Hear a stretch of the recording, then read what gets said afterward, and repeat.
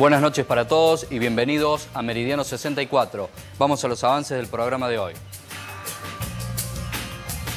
Esta noche en Meridiano 64 nos visita el doctor Carlos Airabedian, una de las personalidades más destacadas del derecho de Córdoba. Con él analizaremos el aborto y la jurisprudencia en nuestro país. Este es un debate que nos debemos todos los argentinos. Además, en Meridiano 64 analizaremos la situación de Crece y de Tance con el concejal del Frente Cívico, Esteban Tito Domina. No se mueve la pantalla del canal C, que ya volvemos con Meridiano 64.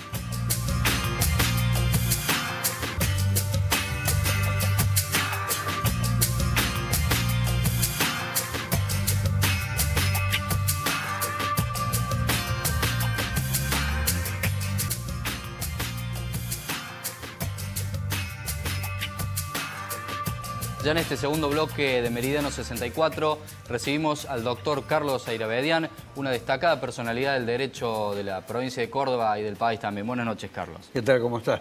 Bien. Prontamente vuelve con ADN.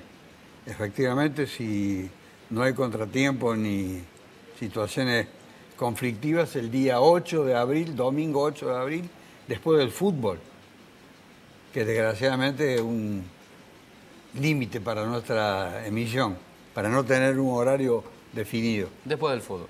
Después del fútbol, entonces. Bueno, después doctor, del fútbol dominical. Exactamente, sí. Queríamos hablar con usted y que nos instruya acerca de esta problemática que se ha suscitado nuevamente en la sociedad con respecto al aborto y de los fallos de la Corte al respecto. Bueno, mire, casualmente hoy, La Voz del Interior en su editorial plantea la necesidad de que haya un debate serio. Por primera vez lo plantea en esos términos, un debate serio sobre el aborto. Que la sociedad está madura para hacerlo. No recuerda el debate que se suscitó en su momento con algo que parecía muy resistido, como era el tema del divorcio, que luego de un proceso de decantación se impuso sin mayores contratiempos, sin mayores conflictos y sin mayores polémicas. Finalmente el aborto va a generar una gran controversia, pero ya está madura la sociedad para plantearlo. Ahora, distingamos el fallo de la Corte de la cuestión del aborto. No tiene nada que ver una cosa con la otra, aunque trata del aborto, pero del aborto para una hipótesis individual que se encuentra contemplada en el Código Penal de la República Argentina desde el año 1991, que es la época de la que data el Código Penal argentino, que con modificaciones, alteraciones y algunas otras normas que lo han enriquecido o lo han agravado en su figura, rige hasta el presente. Ya se encontraba contemplada esta salida de la Corte en ese código, pero desgraciadamente, inexplicablemente también, la jurisprudencia y gran parte de la doctrina y de los autores no aplicaban debidamente esta interpretación que la Corte ahora le ha dado. Yo le hago tres aclaraciones. En primer lugar, es una interpretación de la Corte de un caso abstracto que ya había sido fallado por el Tribunal Superior de Chubut, ya había sido practicado el aborto legalmente por una orden de ese tribunal. Aquí entonces no había ninguna cuestión litigiosa en trámite. En segundo lugar, la cuestión del aborto que trata la Corte Suprema de Justicia de la Nación no es la derivación de una ley. Falta una ley que específicamente, no como materia de interpretación, diga lo que hay que hacer en los casos de violación. De violación, seguida obviamente del aborto. Seguida obviamente, del embarazo. De la víctima. De la víctima. Exactamente. Y que haya o no haya una denuncia. Es decir, un proceso penal pendiente.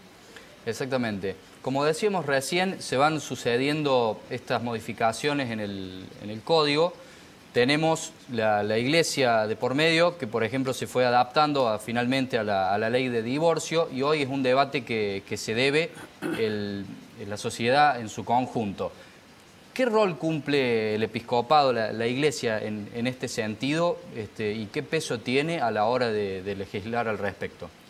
Bueno, la iglesia argentina es una iglesia profundamente reaccionaria y conservadora, y a su vez Córdoba también tiene una tradición profundamente conservadora, con un gobierno conservador en este momento, que ni siquiera ha seguido los dictados del Ministerio de Salud Pública de la Nación en incorporar mediante una cartilla las instrucciones que se deben dar en los hospitales públicos para que se practique el aborto en los casos de violación seguida del embarazo y con la víctima que ha denunciado el hecho y que está dispuesta a practicarse el aborto. Nada hace presagiar que en el gobierno de la provincia de Córdoba haya esa voluntad.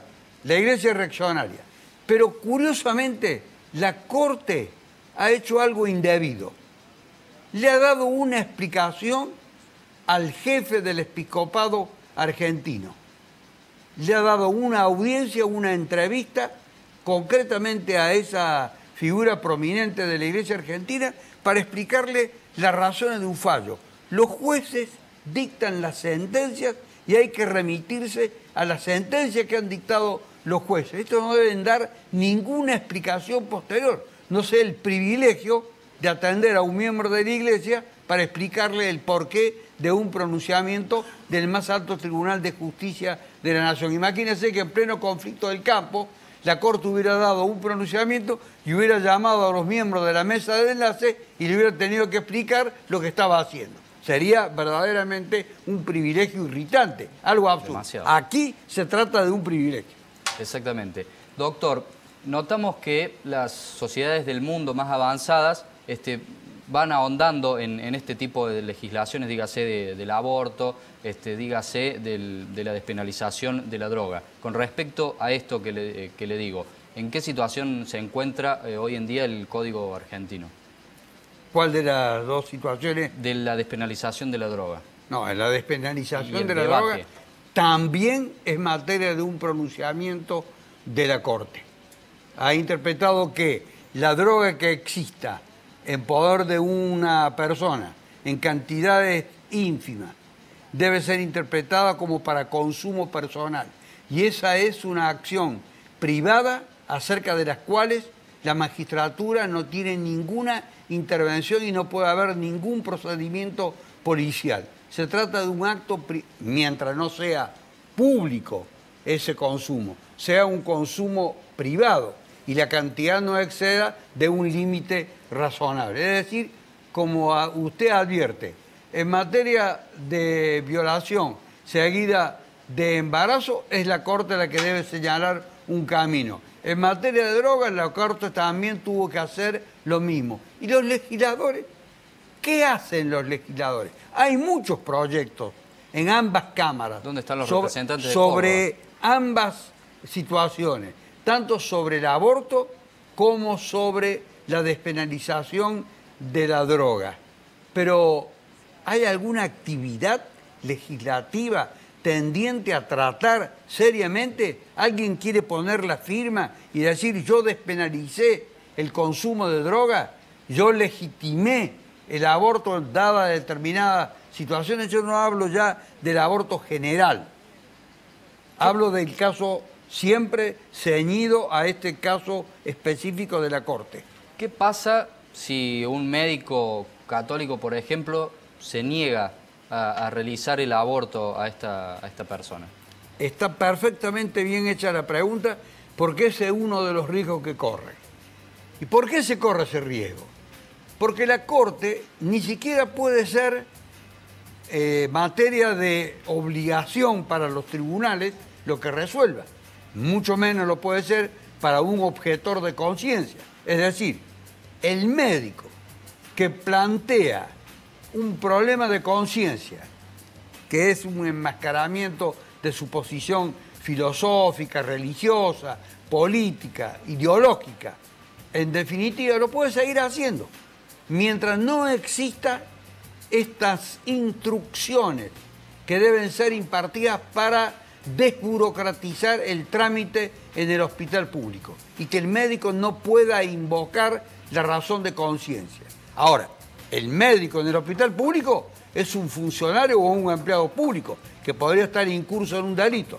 No lo va a estar mientras no exista esa cartilla, por un lado, y en segundo lugar, mientras no exista una ley, porque él puede decir, es una disposición de la Corte para el caso que trajo la justicia desde Chubut. Yo sigo con mi problema de conciencia. Entonces van a remitirse otra vez a un juez. Y el juez otra vez se va a ver en la encrucijada de tener que resolver, de acuerdo a su fe religiosa o no. Miren, la Corte Suprema de Justicia, por unanimidad, al margen de las posiciones que puedan tener en materia ideológica, o de la fe, o de las confesiones que puedan cada uno de ellos tener, se ha unido, es decir, ha actuado por unanimidad. Y eso es una alerta para el resto de los operadores judiciales y de los operadores médicos que actúan en el campo público. Doctor, muchas gracias. La verdad que es un tema para abordarlo con mucho más tiempo. Nosotros nos vamos a la pausa y en el próximo bloque Esteban Dómina nos cuenta la situación actual del paso a manos privadas de la CRECE y futuro de la TAMSE. No se vaya.